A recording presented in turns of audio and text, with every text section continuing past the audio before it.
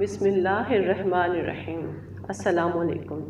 Drama بزاد کی اس قسط میں بیا اپنے کپڑوں پر گرا جوس دھونے جاتی ہے اور دانیال اس کے پیچھے ہوتا ہے۔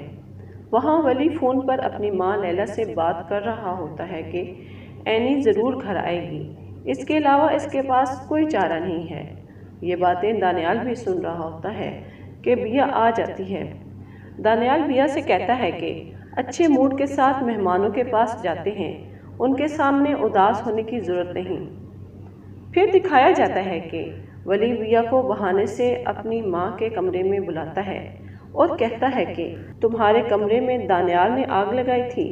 تو بیا کہتی ہے نہیں، اور تم ہمارے معاملات میں نہ پڑو، میں خود ہی سنبھال لوں گی، تمہیں پریشان ہونے کی ضرورت نہیں۔ پھر دکھایا جاتا ہے کہ دانیال اینی کے پاس ہسپتال جاتا ہے، جہاں اسے ولی کے خلاف ورغلاتا ہے اور مشورہ دیتا ہے کہ ایک پریس کانفرنس کرو جس میں اسے بے نقاب کرو۔ دانیال اینی کا استعمال کر کے ولی سے بدلہ لینا چاہتا ہے۔ وہ اینی سے کہتا ہے میں تمہارے ساتھ ہوں۔ دکھایا جاتا ہے کہ اینی پریس کانفرنس کرتی ہے۔ ولی کا دوست اسے اس کے بارے میں بتاتا ہے۔ ولی اس جگہ پہنچ جاتا ہے، اس کے ساتھ کچھ بندے بھی ہوتے ہیں۔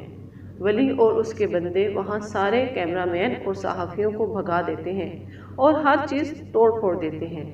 ولی اینی پر پستول تان کر کہتا ہے کہ کیا تم میری بہن ہو؟ کیا بہنیں ایسی ہوتی ہیں؟ تم نے آج مجھے کہیں منہ دکھانے کا نہیں چھوڑا۔ دوسری طرف قندیل اور اس کی ماں آپس میں باتیں کر رہی ہوتی ہیں۔ قندیل کی ماں کہتی ہے تم ہدا سے بات کرو کہ وہ دانیال سے شادی کر لے، اس کی شادی ولی سے نہیں ہونی چاہیے ورنہ ہدا کی ساری جائیداد ولی کے پاس آ جائے گی۔ قندیل کہتی ہے میں ہدا سے بات کروں گی۔ پھر دکھایا جاتا ہے کہ دانیال اینی سے ملتا ہے اور اسے بھاتا ہے اور کہتا ہے میں ہر جگہ تمہارا ساتھ دوں گا۔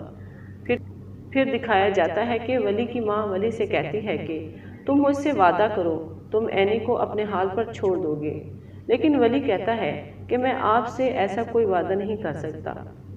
دوسری طرف بیا کچن میں کام کر رہی ہوتی ہے کہ دانیال کی ماں آ جاتی ہے اور کہتی ہے تم یہاں کیا کر رہی ہو؟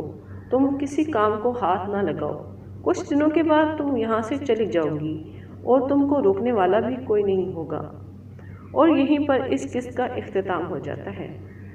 پلیز ناظرین، آپ سے درخواست ہے کہ ہمارا چینل ضرور سبسکرائب کر دیں تاکہ دیکھتے رہیں اور میں آپ کے لیے اسی طرح کام کرتی رہوں۔